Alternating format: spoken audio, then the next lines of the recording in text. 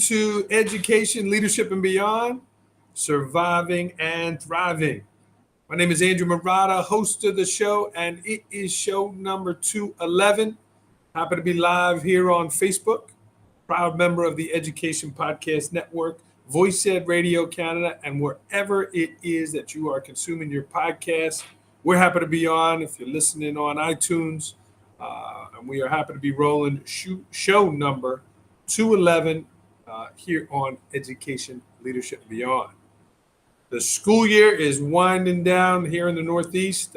We're going to meet Jessica Napier. Her school year is done there in Kentucky, but we are going to meet her in a moment. But if you're here in the Northeast, we're winding down. We're not counting the days. We're making the days count. And coming down the stretch of school, excited about all there is about the ending of school, award ceremonies, kids moving up, all that kind of stuff, and then turning the page towards next year. So I'd like to thank today's sponsor of the show, Halvesies Cookies. If you haven't got a Father's Day gift, right? Father's Day is here this weekend. You want to send cookies to somebody, check them out. Halvesies Cookies. They're a local company up here, small business, and great stuff. Literally, cookies cut in half. And they're fantastic. My friend David Maffei, use discount code Murata15. Again, discount code Murata15. Halvesies Cookies, and we appreciate them sponsoring today's program. All right, let's get rolling. We are going to meet Jessica Napier here on show number 211. And what are some healthy habits that you have here for the summer? Jessica was a career health teacher, someone who leads a healthy lifestyle, and I've been reading a lot, doing a lot here with the warmer weather. And what are some things that are healthy habits for you? What are some things that you're going to do this summer, right? Sometimes there's a summer slide, right? Maybe we're eating too much junk food. Maybe we're doing things in the summer, not exercising, where maybe when we're more on our schedule, we're doing that. So a couple of things. Number one, I do the 7 C's. I know we just talked about Halvesies Cookies, but I'm not going to have any here until the end of the summer. But the 7 C's: cake, cookies, chocolate, cola, candy, cookies, sorry, David, and complaining. 7 things that I give up for the summer. Going to bed early. I've been going to bed at 9, getting up at 5, working on my nighttime, winding down routine. Reading, right? One of the things I picked up here from the Miracle Mile is savers. In the morning, silence, affirmation, visualization, exercise, reading, and scribing. Savers. Write those down. Fantastic way to start your day. Just motivating and inspiring. So just a couple of healthy things that I'm trying to do this summer, and I thought I'd pass them on to you, since we are going to be talking to not only a new principal, but she's also a health education teacher for many years. Let's meet her right now. Let's bring her into the show here. This is Jessica Napier from Kentucky. Jessica, welcome to the program. Hey, how are you, Andrew? Thanks for having me. It's nice to have you. I see you made a quick location change here.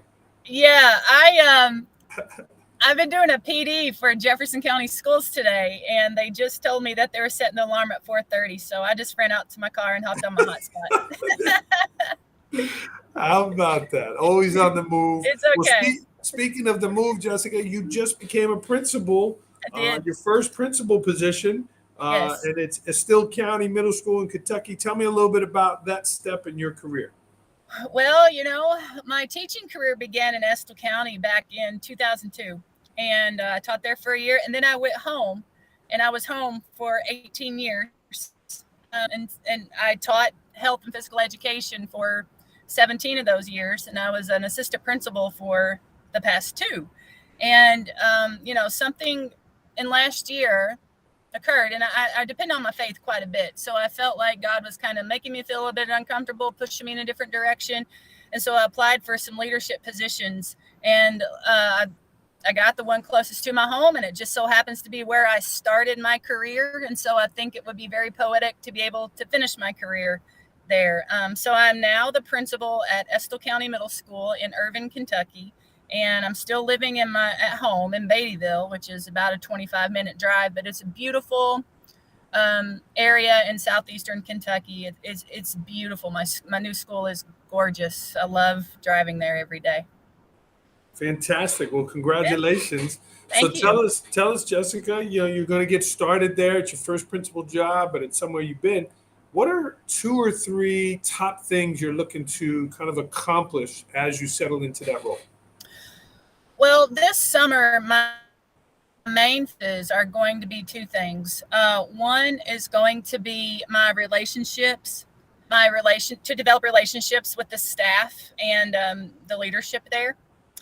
And my second focus is going to be to learn the systems of the district, because 10 minutes, 20 minutes down the road in another district, systems are still different. So I'm going to take the time this summer just to get to know the people and the systems. And one thing that I started just last week was we called them listen and learn sessions with staff members, where they come in one-on-one and we all answer the same 3 questions. And that is, what's working well? What needs improvement? And then what do you need from this chair that I'm sitting in, from the principal's chair? What do you need to feel supported? Those have been really, really good conversations. Awesome. And it sounds like you're asking the right questions.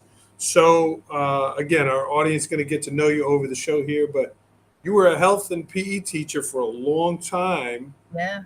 And also a highly recognized, you were Teacher of the Year in Kentucky, as well as through your national organization.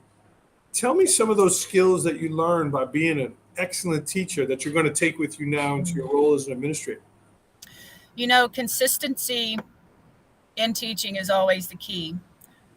But I think even more than that is, especially in the health education field where it's so personal, is really just getting to know your students and getting to know the needs of your students. And I think that can be applied to any classroom setting, whether it's, personally when it's related to personal health, or instructionally when it's related to the learner sitting in front of you.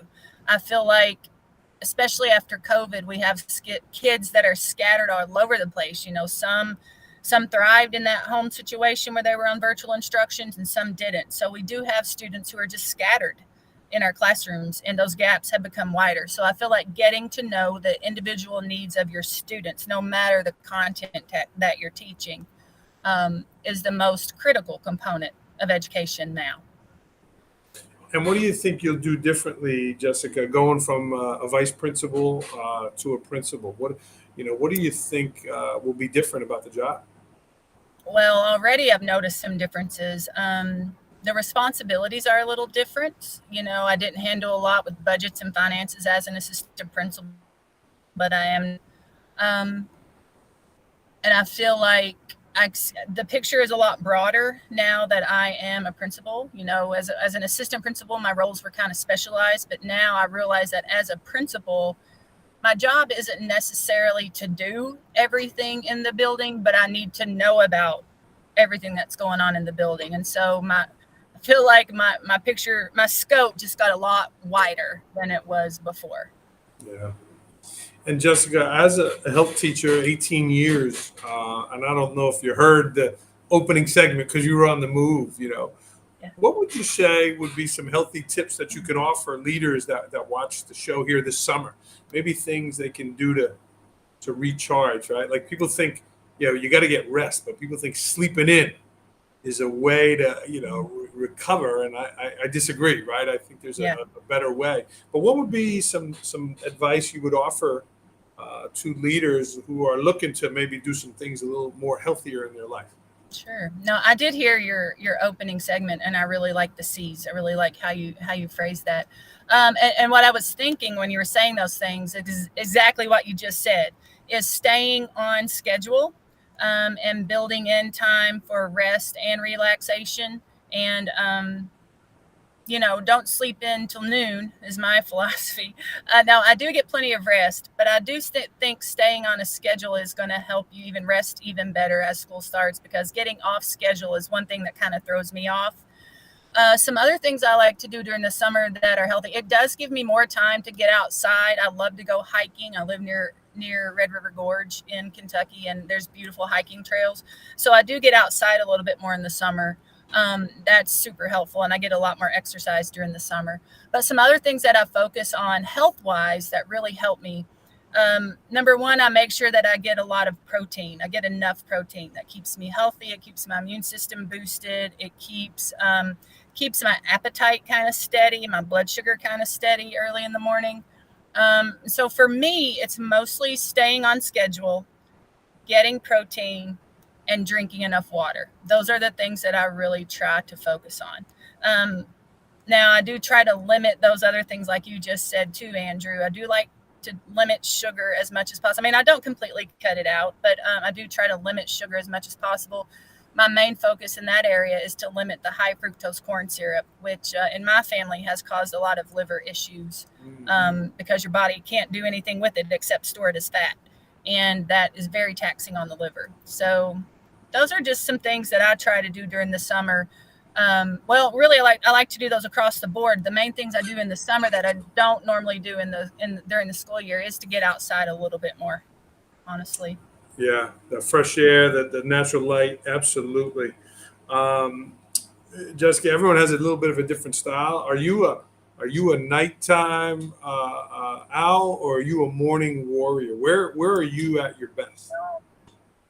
I these days I'm a morning warrior because I have a little bit of a drive now, so I do enjoy getting up early so that I don't have to rush on the road. That drive does kind of, let me drink my coffee on the way to work and think about the day and get myself organized. And I like it on the way home too because it lets me kind of clear my head and get focused on my family before I walk into the door.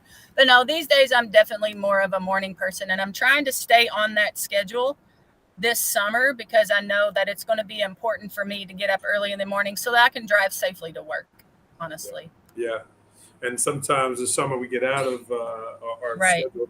I would recommend that Miracle Morning if you listen to that. It just, I don't know, it kind Okay. of transformed my morning. So really, really good stuff. Um, Jessica, you, as part of being the National Teacher of the Year with the Shape America's Health program there, you're also a presenter. And that's where you and I met at the Principal Summit. You were a presenter. You came in from another presentation. Tell me about that part of your life, and what are you presenting on? Well, I continue to present because that's honestly how I recharge. I love sharing my knowledge with other health educators, and it seems to empower them.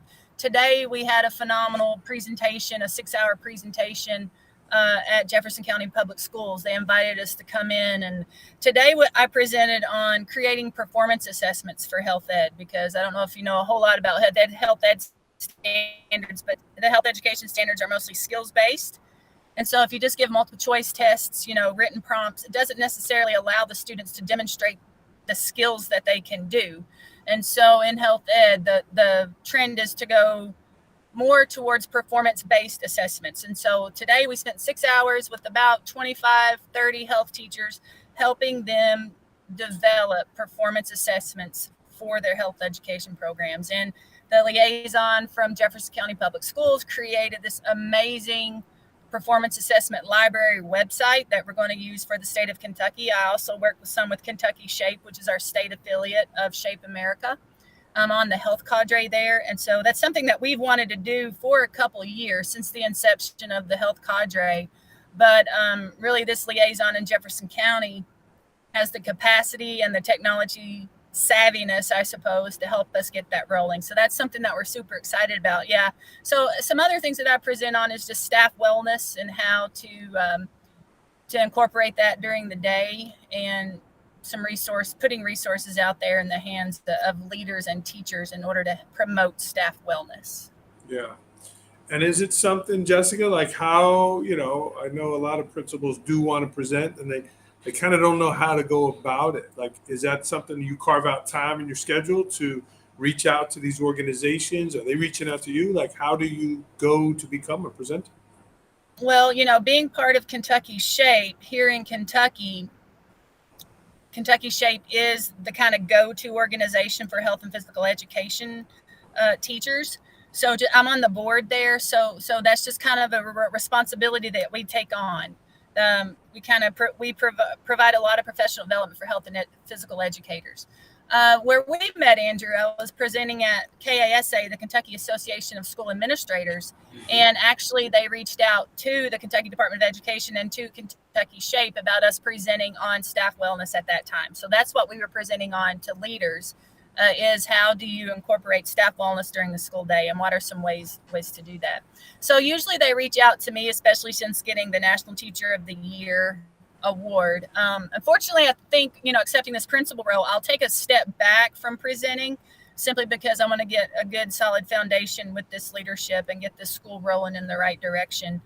And I might save those for the summers from here on out. But it is something that I truly enjoy, and it does recharge my batteries for sure. I agree. People think it's more work. I think it's something that helps you there. So I know you've had some good mentors in your life too, and you shared a couple here. Your college basketball coach is one, and I know you read John Maxwell. Why don't you share a little bit about your coach, Dr. Lori Larkin, and what she's meant to you in your life? Oh, wow. She's been in my life for a really long time. She was my assistant college basketball coach. I played basketball at Berea College back in, from 96 to 2000. And she was also my health education mentor at Berea College. She went on a couple years later, and she is still currently teaching at Eastern Kentucky University. But she's been one of those people who I can reach out to, and she'll give me honest, constructive criticism. And I know without a shadow of a doubt that she has my best interests at heart. But she'll be completely blatantly honest. And she'll encourage me, to go in the direction that my heart's pulling towards. And she's always been the person that I can call and say, hey, I'm thinking about this. What do you think about this? And she'll be completely honest with me and completely transparent. With John Maxwell, I love listening to the Maxwell Minute. He just gives a soundbite every morning, usually on a topic. I think the way it works is his leadership team just sits him down in front of a camera and throws out a topic, and he just talks about it for 1 minute. And so he is just amazing at just spouting off all of this leadership information. He's just a wealth of knowledge. I've read several of his books. The Irrefutable Laws sits on my desk at this moment, and I refer back to that one periodically. We did that one as a book study at my previous school as a leadership team. Yeah, no, he's fantastic and certainly a role model for us. Jessica, we spoke a lot about the summer here, and it is a time to recharge. What are some things that you're going to be intentional about in terms of sharpening your own saw, sharpening your own leadership? I'm going to work at these few things. I am going to work at sharing my vision for our school with our teachers. That's going to be hard to do when teachers are scattered across, over the summer, but I'm really going to be intentional about reaching out to them and getting to know them as much as I possibly can. I'm also going to be intentional about learning the systems of the district, because like I said earlier, districts do things differently, even within the same state or even within, the same school district. Schools do things differently. So I'm really going to be intentional just about learning those processes and learning the people, because I feel like those two things are so valuable in doing, and I need to get those right. I need to get the relationships right, and I need to get the systems right, because I want to give myself and our school the best solid foundation that I possibly can here at the beginning. It's important, and it's good that you're thinking about those things. I'm finishing my first year in Port Jervis Middle School, and learning the processes, learning, as you say, systems is very important. So I concur with you. Jessica, what was something you wanted to talk about that I didn't ask you? I would like to ask your advice, Andrew. I know that you offer, principal leadership conferences, you present at leadership conferences, you offer your advice. As a young principal myself, what are the most important qualities that I can bring to my school? That's my question to you. Great question, and sometimes the audience members do flip it around on me, But good for you, right? You're learning. You're always looking, seeking knowledge. You mentioned the word vision, right? I think it is important as leaders we share our vision, but we do it in a collaborative manner. Student voice, staff voice has got to be something we incorporate. If we just say, "Hey, we're going this way," and you're not bringing your people along with you or including them, that's tough to get people to follow you without the buy-in, right? So I would say, sharing your vision in a collaborative manner is probably number one. You got to be resilient. Um, there's a lot of ups and downs, and you were a basketball player, health teacher, healthy lifestyle. If you get down and I say you got to be the most energetic person in the building. But this job can get you down, and COVID and a lot of negativity around education recently here, and people leaving the profession. We have to be the biggest cheerleader. We have to be carrying the banner for the profession. So I share a lot of times. Sometimes you got to act differently than you feel. You had a bad day. You had a bad night. Publicly, you can't really kind of show that. And the last thing I would say, you've been teaching a long time, right? I don't think, knowing you, Jessica, I don't think you taught, for 18 years doing the same thing, right? You taught 1 year at a time, 18 times, a different year, a different thing. So every year is a little different. What are we doing to get better? What are we doing to be creative? What are we doing to reinvent ourselves? Because as leaders, if we don't sharpen ourselves, we don't get better, we're going to get dull, right? And I think that lowers our value to the community. So, and certainly you're going to get an evaluation, right, Jessica? We all have bosses. You're going to get an evaluation. I don't think on your evaluation, I'm going to take a wild guess, it doesn't, the word significant isn't on there. There's test scores, there's this, there's that, but I would challenge you to be significant in the lives of the people you serve. So that's what I would say to you, and I appreciate you asking me a question. Sure. Yeah. The only other thing that I would want to share, I was thinking about in preparation for this talk, is what does leadership mean to me? And there's all these theories out there: transformational leadership, transactional leadership. There's all of those have their qualities. There's servant leadership. So in thinking about what type of leader I want to be one that empowers the people in my building to be the best versions of themselves that they possibly can be, whether that be teachers or students or other staff members. I want to help them see the value that they bring every day, and I want them to approach me with their needs, and I want to help them as much as I possibly can, just to be empowered to be the best versions of themselves. And it sounds cliche, but that is truly what I want to be. And how I got there, will I be successful? I don't know, but I'm going to give it a shot. I'm going to give it a whirl, as I've been saying for the past 3 weeks. I'm going to give it a whirl. I'm going to go for it and see what happens. And so I will hope that, people out there who are trying to decide whether if they want to step into leadership, or should I get out of the classroom, or do I need to go back into the classroom? I don't know. Give it a whirl. I mean, be flexible, and if you're not happy where you're at, or if you feel like you have qualities where you can offer some people a different point of view, then just go for it. That's what I did after 18 years. And right now I'm honestly in a position where I'm happy and I'm inspired every day. And I want people to feel like that too. So I hope that I bring that to my new school at Estill County Middle School. We'll see. We'll see what the future holds. Well, good for you. You got the right attitude. They're lucky to have you. And you're right. It is about helping others. It is about inspiring others and helping them reach that. People are down. So kudos to you, Jessica. Let's get to some rapid fire questions, right? These are quick answers here. I know I'm on a little delay, but let's do it. You did great on this interview. Last book you read? Oh, The 21 Irrefutable Laws by John Maxwell. Last movie you saw? Thor, Ragnarok, or however you say that. Favorite dish? Ooh, chicken. My mama's chicken and dumplings. Favorite place to travel? Travel? New York City. Come on. When was the last time you were there? I was there Christmas 3 years ago. I took my little cousin for her 16th birthday. Right before COVID, yeah. Yeah. And our friend AJ Bianco from New Jersey's watching. Maybe you connect with him as well. Hello. He's a fan of the program.